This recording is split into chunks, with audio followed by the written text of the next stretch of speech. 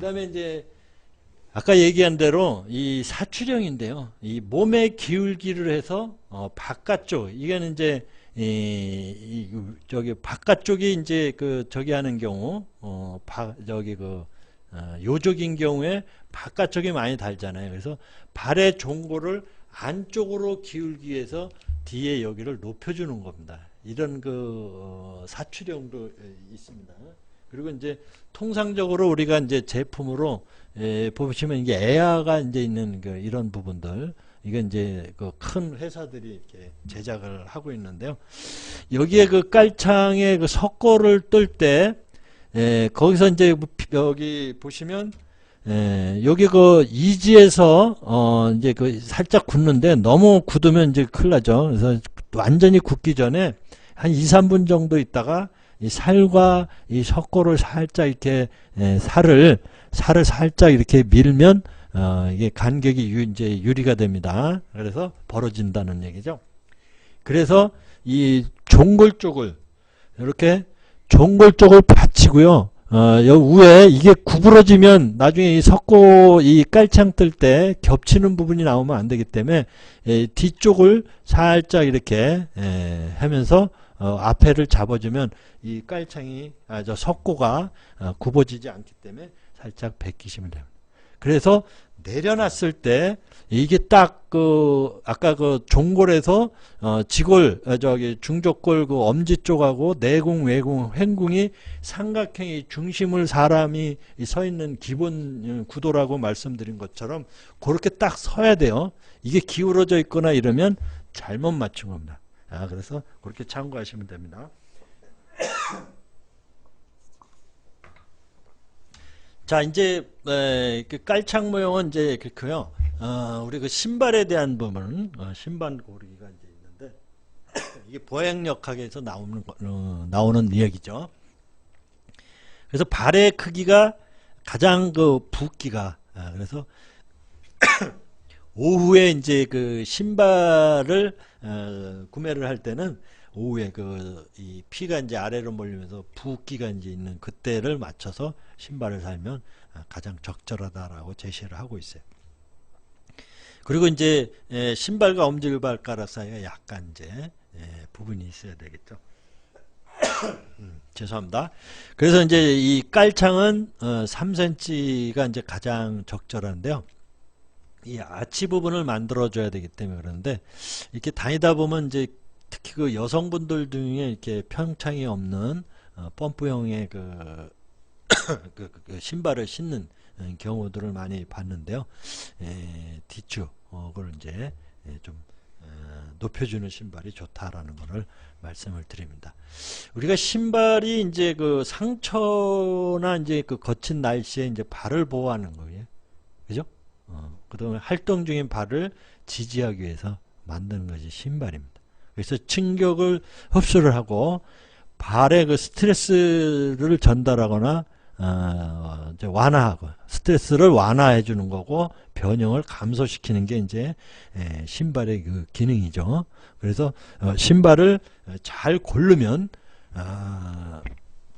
질병의 이제 몸의 부분을 70%, 75%까지 완화시킬 수 있다라는 학자들의 주장이 있습니다. 자, 우리가 신발을 신는 부분이 이제 옥스포드형이고, 그 다음에 이제 부추 있고요.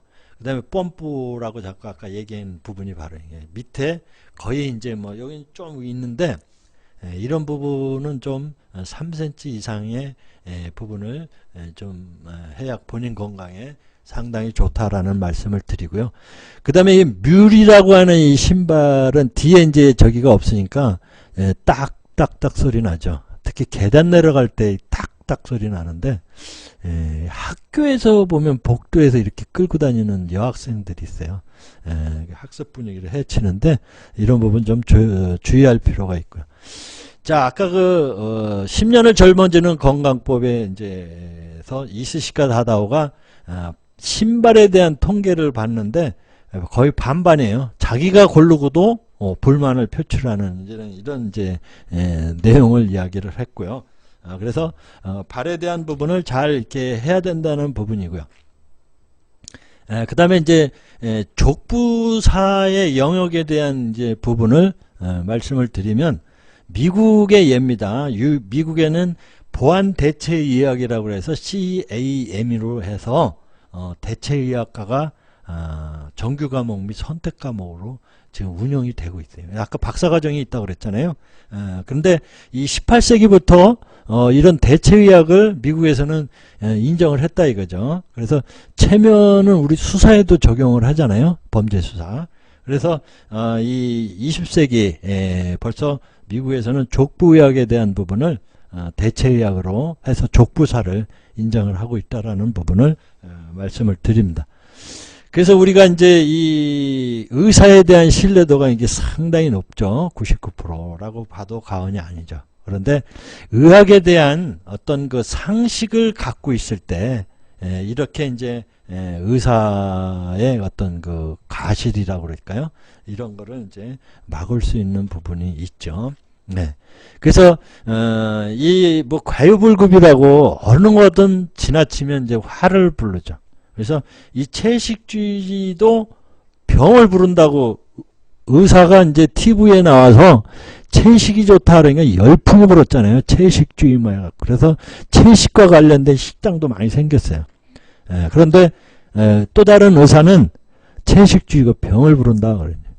근데 저 같은 사람이 등치도 유지를 하고 그랬는데 채식 가지고 이렇게 하면 물론 이제 과체중이지만 저 같은 사람은 이 고기를 안 먹으면 어지러운 스타일이에요. 그런데 이 의사분이 이렇게 지나치면 안 된다. 자, 옆에 이제 스티브 잡스가 나왔어요. 스티브 잡스가 왜 나왔을까요? 이분이 대체의학을 선봉하는 분이에요.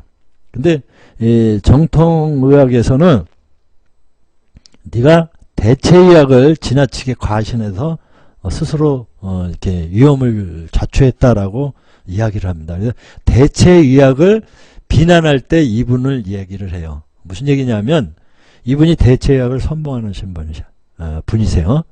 이분이 이제 췌장암을 발견하고 9개월 동안 대체의학을 했어요. 그래갖고 이분이 5, 6년생인데 죽었잖아요. 몇 년 전에 이분이. 그래서 대체의학 때문에 저거 하냐. 이분이 췌장암을 발견하고도 9개월 동안에 대체약을 했어요. 그래서 뭐 다 일장일단이 있는데 사실은 정통의학계에서도 췌장암은 치료가 어렵다라고 이야기를 해요. 그런데 대체약을 공격을 할 때 스티브 잡스가 췌장암 9개월 동안 방치해서 수술을 줬다 이렇게 대체약을 이렇게 합니다. 그래서 우리가 이렇게 프레임에 걸려가지고 이거는 이거다 뭐 이야기 예를 들면 우리 좌파 그러면 우리가 이제 사실은 경제 용어잖아요 이게.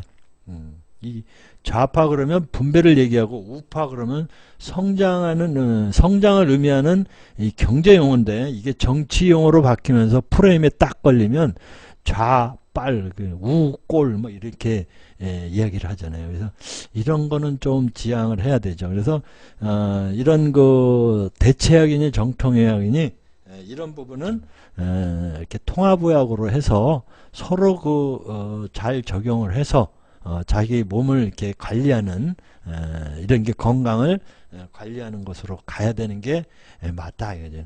정통학이 좋니 대체학이 어떠니 뭐 이렇게 할 필요는 없다. 통합의학으로 가져가야 된다라는 거죠. 그래서 족부사도 사실 대체의학으로서 어느 정도 인정을 해줘야 된다라는 주장을 하는 거죠.